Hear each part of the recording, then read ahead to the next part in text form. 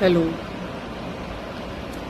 So I have this one very bad habit that whenever I'm hurt or I'm in pain, I just completely keep it very much to myself. I'll just completely go quiet and I'll just weep quietly.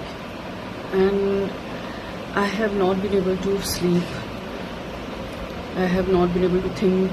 I have been completely quiet past 2 days and 2 nights, and I have been weeping endlessly and quietly.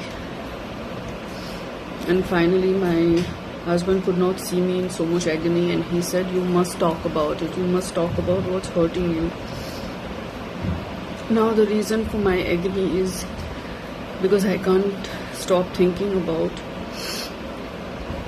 that poor pregnant elephant who died in Kerala.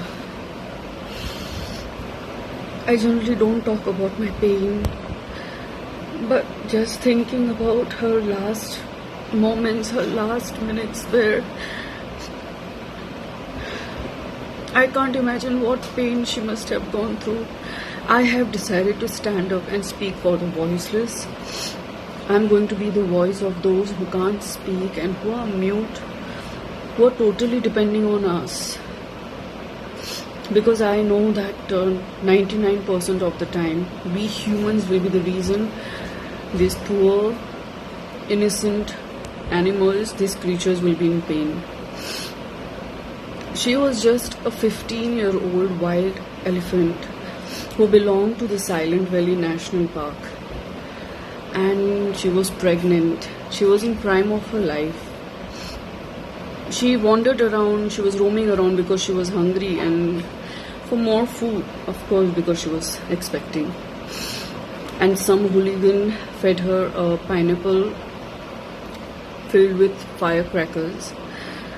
Sadly, it bursted in her mouth, and in that agony, in that pain, that tremendous pain, she roamed around for 3 to 4 days, and finally she went into one river to get some peace, to get some relief from that pain. And then she died there.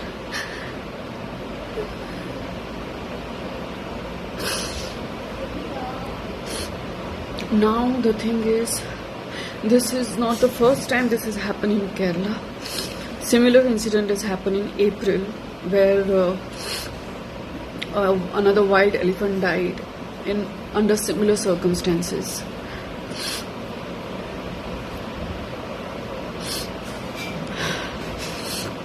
Elephants are protected under the Section 40 of India's Wildlife Protection Act 1972. Not only that, in 2010, elephants were also honored, declared as the heritage animal of India.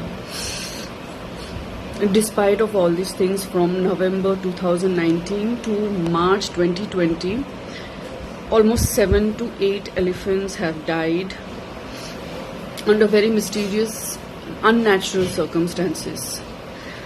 And I just feel that we should do something about it.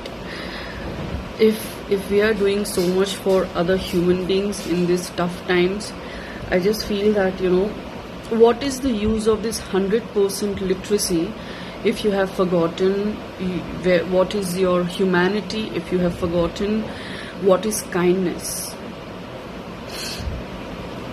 I just wish that, I know that this lockdown has been difficult for all of us, not only you, but for me, for everybody around us. But these elephants, these animals are not for our time pass. You can't just play with them like this. Using this kind of firecracker filled pineapples are snares and traps to keep the wild boars away from destroying their food, which I understand, but it is still a very punishable act. This is a criminal act. Our very great industrialist Ratan Tata said that committing such an atrocious crime against such an innocent animal is almost as good as a premeditated murder of a human being. I just feel that we all have to do something about it, and we should raise our voice. If we are showing solidarity in everything else, we must show solidarity here also against any of such animal cruelty. Because elephants, after human being, elephants are the second most intelligent and most sensitive, emotional creatures. You will see many videos on Instagram, Facebook, YouTube, where you will see that they are coming to rescue us. You know, they trust us. Is that a mistake? Trusting us, human beings, is that a mistake? I don't think so. I know we all are not alike, but still there are these kind of hooligans who are sadists, and who enjoy this kind of they gain this pleasure by torturing another creature.